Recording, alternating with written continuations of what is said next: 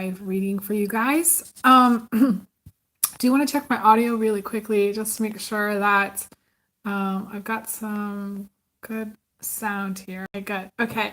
So thank you guys so much for checking out my channel. For those of you who are new, today I'm really excited to come back and record.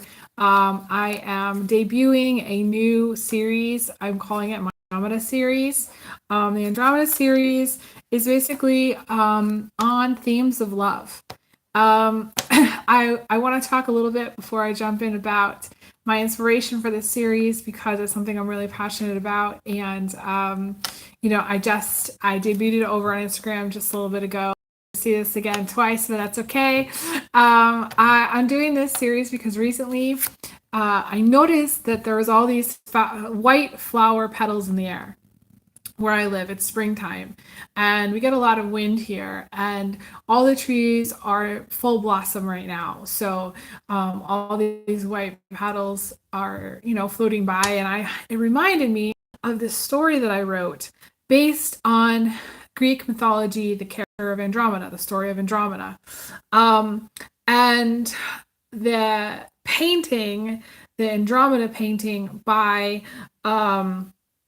an artist, Odilon Redon.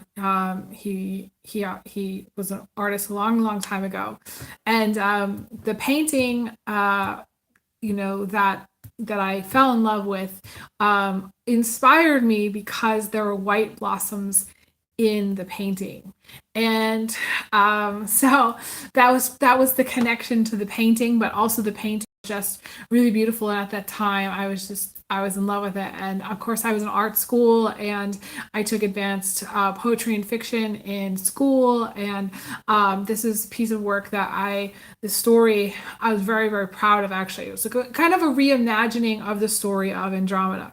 So I decided, I was like, okay, I want to go back and look at the Greek mythology, the story again, look at the painting again, reread my story again.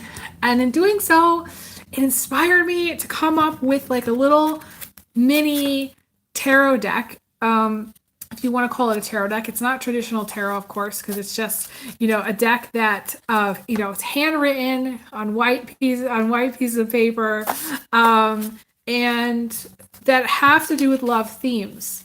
And, you know, I feel like this is coming on the heels of a lot of discussion, a lot of angst, too, from people that, to me, it's like a pushback, you know, a pushback of people who have struggled in the romance department or have struggled in relationships. And to me, this is like very clear themes of love, which hopefully will give people some clarity on their relationships, which hopefully will give them something to think about when it comes to the people in their life that you know, you think that the relationship is going a certain direction, or you think the relationship theme is one thing and maybe it's another entirely. To me, this is a very honest approach to love, very real, clear cut way to think about relationships and where you're at with relationships. Some of these themes have touched upon things that kind of are very common. Some of these themes are things that, you know, may come across as disappointing. So I'm letting everybody know that this is not the sugar candy coated series that maybe people are wanting at this time. This is the real deal, you know, real themes of love that are based on this Greek mythology. And this Greek mythology has influenced the astrology. So there's all these synchronicities. After looking back up the Greek mythology, there's all these constellations named after the characters in the story: Perseus, Andromeda, Cassiopeia, Cephas, and Cetus. Like, it's just like, it's too synchronistic for it to not be applicable for what I'm doing here on this channel. So I want to go back to the original Greek story and talk about the story of Andromeda. That way you guys can understand kind of like the foundation or the where things are coming from. And I'm going to during my recording, and I'm going to pull some of these later. But once I get going, I'm going to reference this story, and I'm going to reference actually my story that I wrote based on this, and I'm going to reference the painting as well. So I just wanted to let everybody know that, if you're maybe you're expecting something a little bit different than this. This is like something I haven't done before. So kind of bear with me, and hopefully you guys will resonate and you'll like it. So let's talk about Andromeda. Who was Andromeda? Okay, so Andromeda is the daughter of the king of Ethiopia, whose name was Cepheus. And his wife, the king's wife, was named Cassiopeia.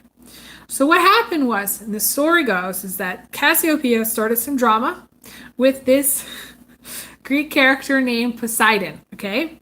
And Poseidon is actually very well known in Greek mythology, but anyways, he sends this sea monster named Cetus to destroy the coast of Ethiopia. And in destroying the coast of Ethiopia, the attempt to destroy the coast of Ethiopia, of course, Andromeda, her parents, Cepheus and Cassiopeia, kind of freak out, and they're like, what are we going to do? We have to protect our coastline. And they end up chaining their daughter, Andromeda, to the coast, to this rock, in order, as a sacrifice, in order to keep the monster away from from the coast and destroying everything. It's kind of like an offering. It's kind of like their offering, their peace offering. They take their daughter, they chain her to the rock, and they're like, good luck, goodbye. She's gonna die, but that was their sacrifice. Okay, so. But the story goes, so she's chained to this rock, and this Greek god Perseus comes by. He's got these sandals that have these little wings on them. So he flies over. And I really kind of want to do like a whole series just on Andromeda and Perseus without these other characters, and to talk about other things more. But this is going to continue. I feel like this is just the beginning. This is just the tip of the iceberg here with the story. But Perseus, flies over and proposes marriage, and she accepts his hand in marriage, and he ends up saving her because he ends up killing this monster. And then he carries her over to the shore, and he ends up inevitably marrying her. He takes her to Greece as his queen and ends up marrying her. Okay. And so he was the son of Zeus and Danae, and he's related to some other very interesting Greek characters, one of which is Helen of Troy, one of my personal favorites. And I kind of want to do a whole series about Helen of Troy, but we're going to get there later. And then, so he's related to Helen of Troy, but he's also related to Hercules too. So he's like the great grandparent of Hercules, and I thought that was awesome. So we have this story. So Andromeda, the main character, and Andromeda in the painting is chained to a rock. In the painting, she's the central figure, and her arms are kind of over her head, and she's kind of chained there. The fact that Perseus saves her, the fact that they get married, the fact that she's chained up, the fact that she's this object, the fact that they sacrificed her, the fact that she was used as a tool to negotiate peace, I find very, very fascinating. So like this whole story is just sort of like loaded with archetypes. That talk, and all of these themes of love are very much present in our culture today. All of them. Themes of marriage, themes of war and peace, themes of victim savior, themes of love as sacrifice, themes of, happily ever after. All of these things are very much present, including other ones which are in my little mini deck that may pop out. So what I want to do is I want you guys to think of someone that maybe you're wondering about your relationship with. It could be anyone. It doesn't have to necessarily be romantic. Just whoever it is that kind of pops into your mind. This is a great exercise to see kind of like what you could think of this as what the karmic lesson is, or what the what the lesson you're learning through this person is. And some of these lessons are very hard. So I want to preface this by saying some of these really are challenging. And you're going to resonate with them though, because you're going to be like, yes, that's what's going on with them or with us or with me. So I'm just going to pull one off the top. I've shuffled, and I am going to do some shorts of this, for you guys later, but I wanted to explain this series and introduce this series because I'm really excited. So let's see what we get. Okay. So this one is very interesting. The themes of love are actually some of the main themes of the story. This is about dying for love, fighting for love, sacrificing for love, being an object of love. It's sort of like the theme of doing things for love. Okay. And I also wrote, this is wanting someone, but not wanting them, like them as a person. Like in some way, this is like being objectified or being viewed as a person, like more of an object than actually like caring about them as a person. The challenge of this theme, and there's a lot of challenges with this theme, is that, if you were thinking about a person, that person may not really love you for you, or you may not love your person for them. And sometimes the problem with this is like, sometimes we jump into things, we sleep with someone early on in the relationship, or we don't allow things to develop, or we don't really know what a person's intentions are. And we assume their intentions are to get to know us as a person, or to get to know us, so that things can go long term. But really, they're not necessarily wanting to get to know you as a person. They're just wanting what they want from you. Okay. Sometimes it's just a date, just to see what it's like to date, or just to see what it's like to get another notch on their bedpost, or just to see what it's like. It's kind of more of like non-committal dating. Sometimes this is, again, being objectified by a person. This doesn't necessarily mean there's no commitment. It just means that, like my cousin once said, you want somebody to love you for you. That's it. You want them to love you for you. But then a lot of times that doesn't happen because either the intention isn't there to get to know you, to love you for you, or that doesn't happen because things go too fast and there isn't time. So either there's no intention, or there isn't time to get to know you for you. Some of you are have romantic notions of putting like your all into a relationship, or you would move a mountain for a partner or for a relationship. So you would make massive changes to your life for love or for a relationship. This does have a little bit of desperation to it, but I would tell you that most of you, this might look like making a lot of sacrifices for someone, or sacrifices for a person in your life that you love. That's actually best case scenario. Case scenario is just kind of being an object of someone's affections, like being a muse. I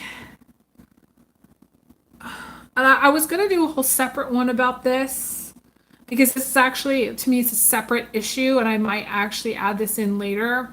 Um, I talked a little bit about this on my channel recently. This has come up where it's gotten to a point where I think that it needs to be brought up or mentioned that sometimes, basically men are looking for porn. They're basically looking at you as if you are their porn. They're looking at you as if you're their muse. You're there for their entertainment. They're not interested in intimacy. They're not interested in you as a person. They're just looking to either get laid, or they're looking to get off, or they're looking to just be distracted, or they're looking for their graphic porn in their head, that feel good time. It doesn't necessarily mean that they're bad people or that there's any kind of judgment on who this is. It's more of just like, in an extreme case, men live in porn land and women live in like Romanceville, and it's just like there's no connecting those two places. And sometimes we end up with people that treat us a certain way or have the intention to treat us a certain way. So men in some way having the intention, conscious or not, to treat you, if you're a woman, as if, or even in some cases, like this could be a guy situation as well, treat you as if you were their entertainment, that you were their porn, essentially. You're there to just help them get off. Now, I'm not saying this is going to be for everyone, but I feel like more often than not, women want something other than that. And there are men that really just are kind of stuck in their own limited way of seeing things. And to me, this is not someone who's not able to see you. This is someone who just wants what they want. And whether they live in pornland or not, doesn't matter. It's just that they want what they want. I'm going to pull another theme because this one is pretty straightforward. Now, some of you, like going back to this theme, this is, it's like that fight in Grey's Anatomy where Meredith and Derek get into this fight where she's like, you don't want me, you want someone, and it was like, I don't remember what his argument was. Maybe he was trying to tell her that he did want her. But to me, like looking back at that, that's pretty, clear that that's what this, to me, love theme is about. It's talking about being in a relationship to either a person in your life who's just, it's like they want someone there. It's almost like it doesn't matter who that someone actually is. Or living in a situation like that's a roommate situation where it's like they don't have, where you don't have, like there's nothing there. Like there's nothing there between you and somebody else. Okay.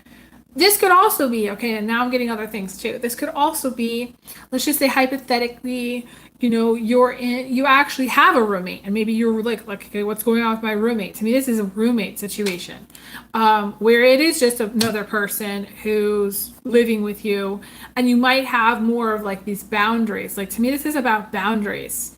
This is like saying no. Like there's a need to say no here. No, I'm not going to be your muse. No, we're not going to get involved, or no, we're just going to be whatever we're going to be, and for some of you, you're in a relation to a person who does not know who you are. And most likely, they don't know who they are. Like, most likely, this is a person who just... There are people that don't know themselves. There are people that just... They don't know who they are quite yet. And it takes time to develop this. And know a little bit of what they want, but maybe they don't fully know. So it's okay if that's the case. Like, it's okay if you're still growing and if you're still trying to figure it out. We're also trying to figure out who we are on this planet, and everything's okay. It's just more of like a thing where you're going to know if this is going to resonate for you, in the sense that you're going to either feel objectified by someone, you're going to feel like you're someone's entertainment, or you're going to like feel like either within a partnership that your partner does not know who you really are, you don't really know who you are, and it doesn't even matter that your partner, like, it doesn't matter that that you resonate with your partner, because your partner doesn't know who they are, you don't know who you are, and it just doesn't matter. I don't know. It's hard to articulate. I am going to go on to the next one here. I got to get a sip of my tea. Just a second.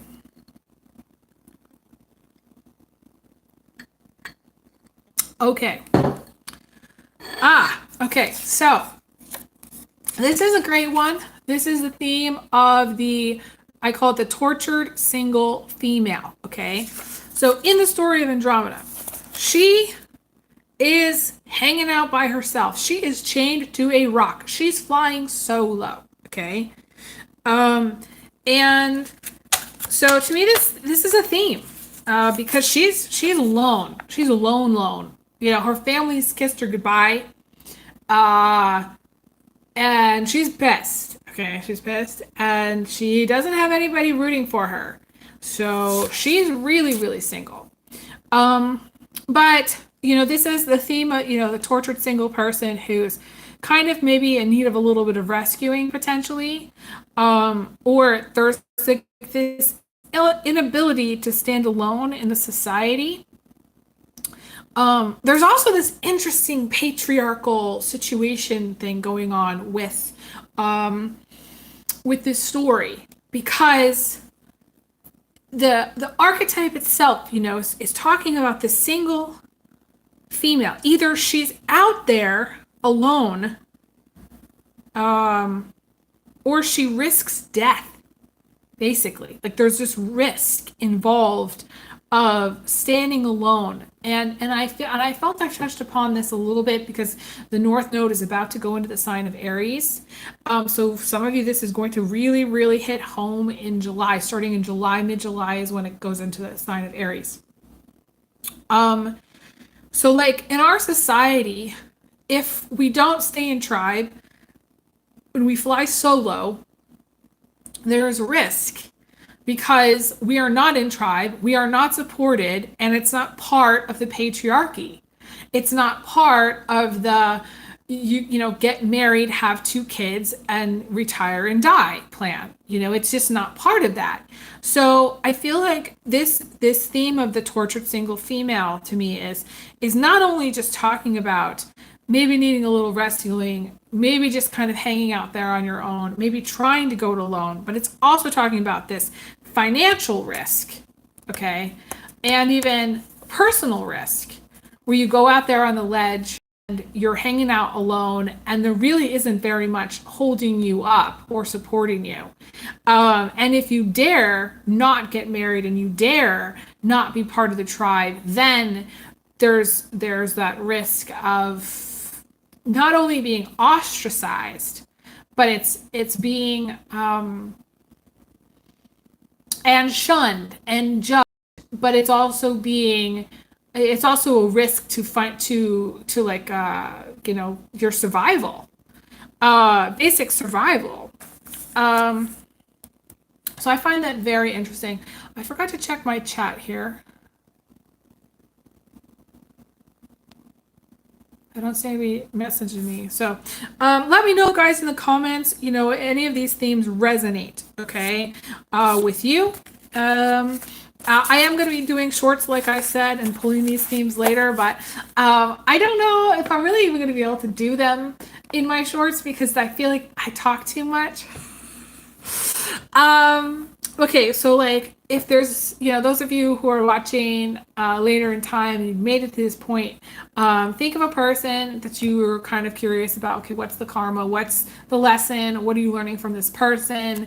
What's the theme? The love theme, okay?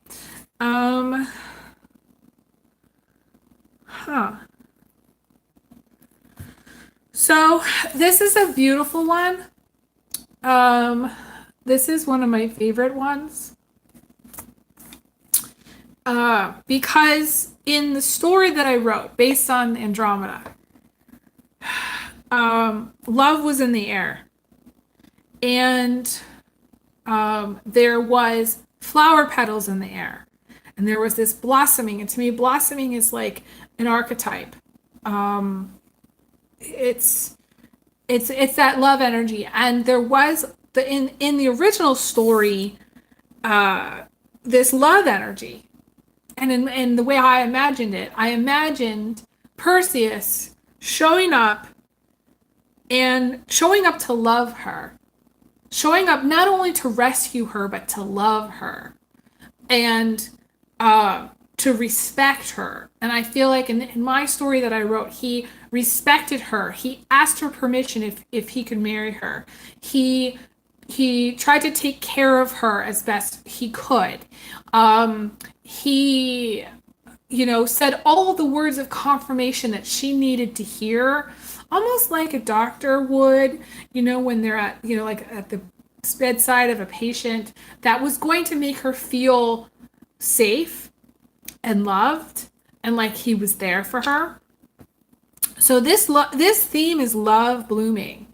It's falling in love. It's wanting someone's heart to be theirs. It's wanting commitment. It's ending up together. It's excitement. It's starting fresh. And it's also realizing you love someone. To me, this is a realization that you love someone. Like being like, oh dear God. Like, oh dear God. I think maybe something's happening. I think maybe something's happened. I think of this actually is a really kind of funny. It's kind of funny. I don't know those of you who have fallen in love recently, but we've all fallen in love before, and it is that oh dear God moment. Something's happening. You realize you're under some kind of love energy. You're not operating with the full faculties. You're like, okay, why can't I think straight? Why can't I think at all? You know what I mean? Like you eat nothing. Like you're like, and you can survive on eating nothing because you're just like all revved up. It's the love hormones. That's part of it, but it's also like it's kind of like it's this funny energy of like, oh shit, I'm in love, but also this physical energy of the high, and this realization of wanting to be with someone, wanting to commit to someone, wanting, that energy of falling in love. To me, love was in the air in this story.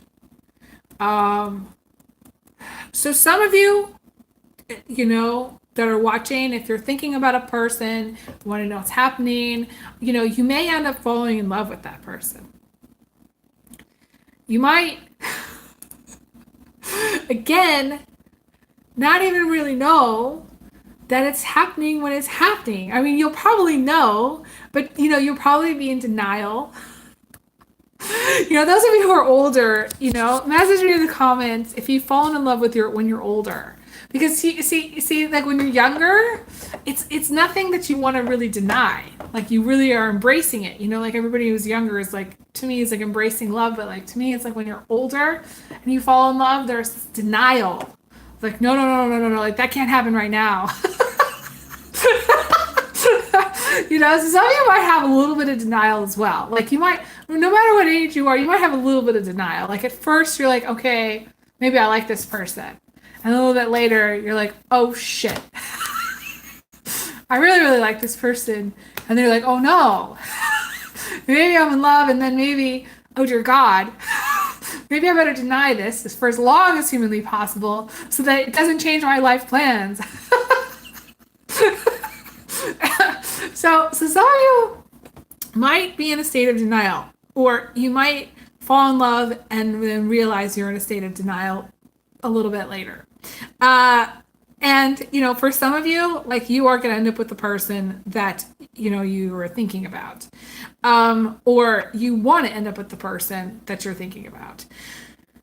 I feel like this is mutual energy rather than you being in love with someone who doesn't love you back. Okay. But there are people that read way too far into things and want to believe that somebody loves them back when the reality is that the energy of love is not there. So like you guys will have to message me in the comments and tell me your symptoms, okay? Like again, the symptoms are going to be very clear. The symptoms of love, like everybody knows what those symptoms are. Usually not eating, not really sleeping. You know, I think of it as like a total brain, like there's nothing happening in my brain when I'm in love, like just nothing happening. Like I could sit for an hour trying to concentrate and nothing is working. It's like the wheels don't turn at all.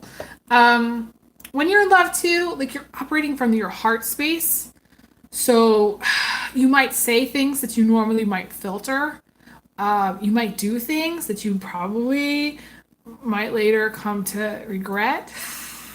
So again, you're going to have a lot of symptoms. And those of you who know who you are, okay, later in time, you're going to know that you're in love because you have the symptoms of being in love.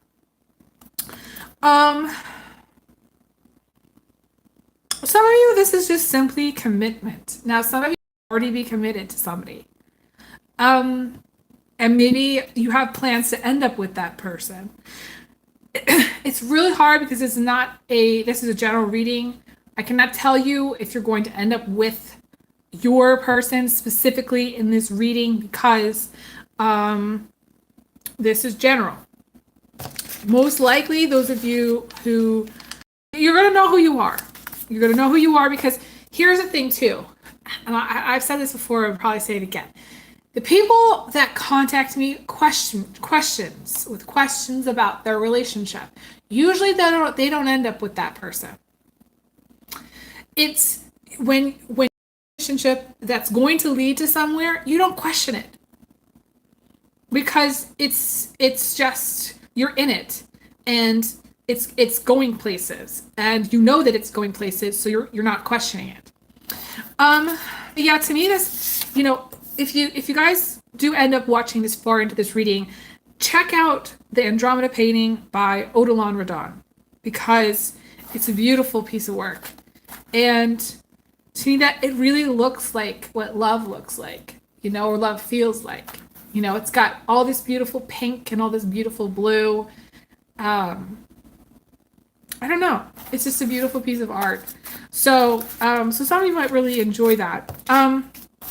Okay, moving on to one more theme, and then I'm going to call it. So I'm going to pull one more. So I'm going to give you guys time to think about a person. This could be a friend. This could be a family member. This could be romantic. Okay. What is the karma? What is the lesson? What are you learning from this person? These are all good questions. What is the theme of your relationship? Okay. Interesting because this came out over on Instagram as well. And I did reshuffle several times. So this one is the theme of the victim savior. Victim savior. I see this as more of a divine feminine, divine masculine imbalance, like an energy imbalance. Let's remove the word divine feminine and masculine. It's just an energy imbalance where the masculine is not able to balance out the feminine's masculinity, or the feminine's masculinity is not able to balance out the masculine's femininity. We live in a society that is predominantly leaning towards where masculines are becoming more feminine and where feminines are becoming more masculine. So, like it was on the news that this girl, you know, she identified as being incredibly masculine, was in a relationship to a male who identified as being incredibly feminine. So it was just like, essentially that's the age of Aquarius too. So I feel like that's become very, very common. And I feel like it's easy for people to essentially then have problems because it's Okay, in the story, Andromeda, the character, was the victim, the feminine. In the story, the masculine was the savior. Okay? Perseus, he was the savior. But I think culturally, right now in 2023 in our time, everybody's becoming the victim. Everybody's starting to become more feminine. Like the masculines are becoming feminine. So they're going to identify as being the victim as well. And so then the feminines are going to need to save the masculines. And to me, that's going to cause problems because essentially there's an energy imbalance. And in order for there to be, as far as I understand of energy, the masculine needs to be able to support the so if they're constantly in their state of victimness, then they're not able to do that.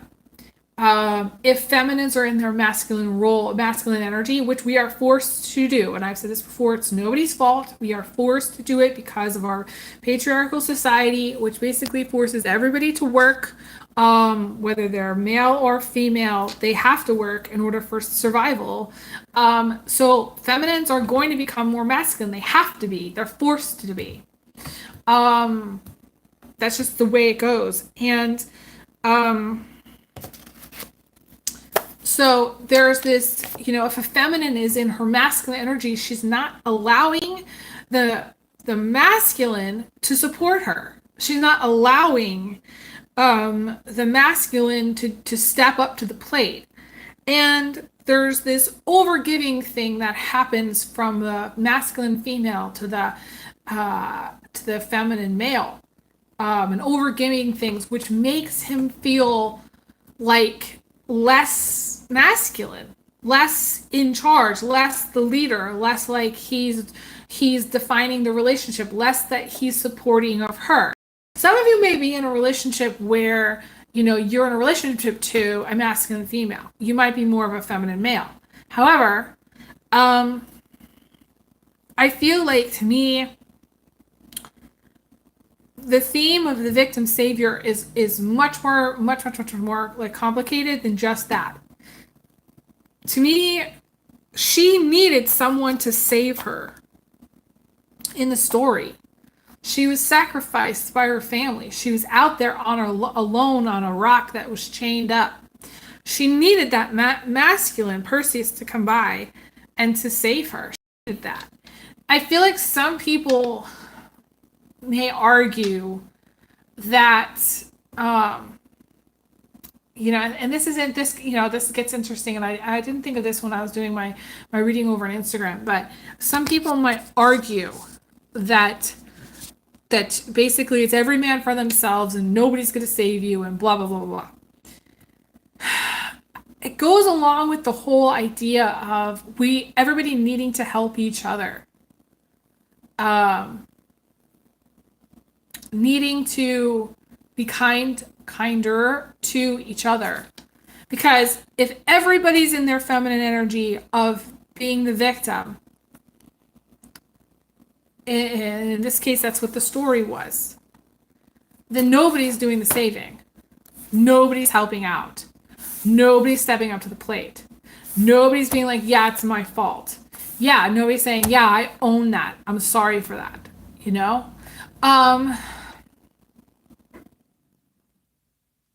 I feel like this is a challenge of the times. The victim savior thing is a challenge of the times. It's very Piscean Virgo. Those of you who have any strong Pisces Virgo in your chart, this is going to be very, very applicable to you. The Pisces and the Virgo both have issues with wanting to be saved, wanting somebody else to save them at the same time. Seeing themselves as being the victim of situations and other people. And I will tell you, many Pisces are, in fact, the victim of many people, okay? But I feel like the Pisces really takes it too far. And the Virgo really, really needs to learn to say, I'm sorry, I sucked. I can do better. I'm sorry, I should have showed up better, and I'm going to do better. And this is how. Um, to me, this goes beyond owning your shit, because I feel like the victim savior thing is very, very black and white. It stems from black and white thinking, not understanding how two people are in every relationship that you have. It's not just about the other person, and it's not just about you. I feel like someone doesn't really want to hear this, but this is just, one of the themes of love.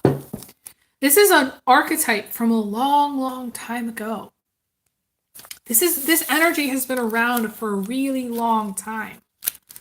And I feel like growing into this balanced Pisces, balanced Virgo energy is going to help everyone, regardless of whether you're a Pisces or Virgo or not.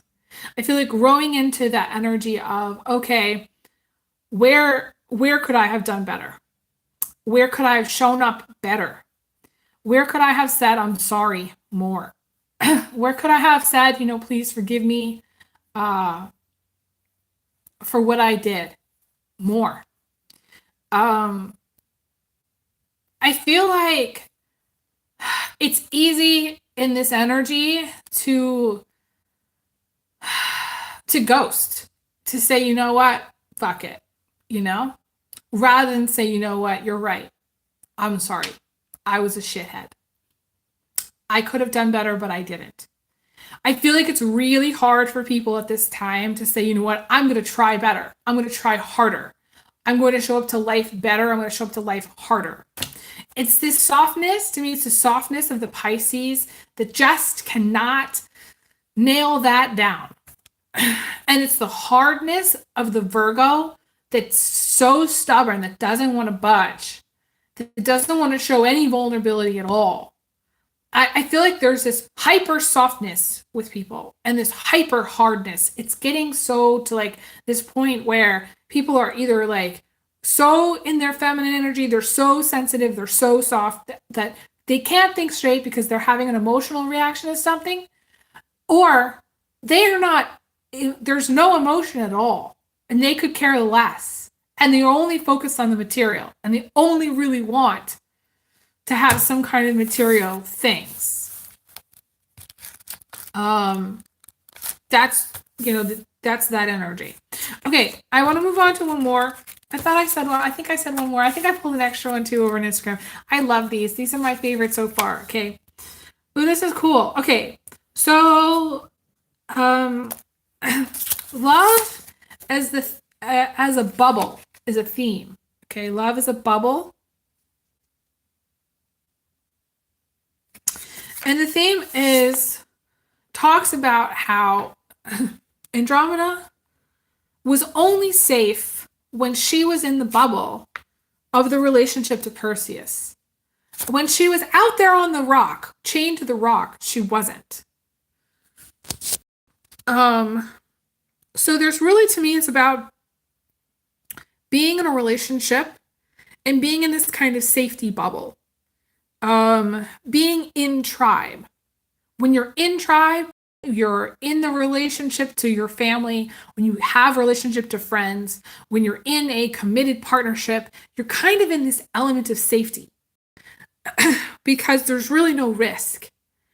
Think of it like, too, especially people like who cheat when they're in this element of safety. People that cheat, like they could cheat on their partner with somebody else who's also cheating on their partner, and it's a totally safe situation.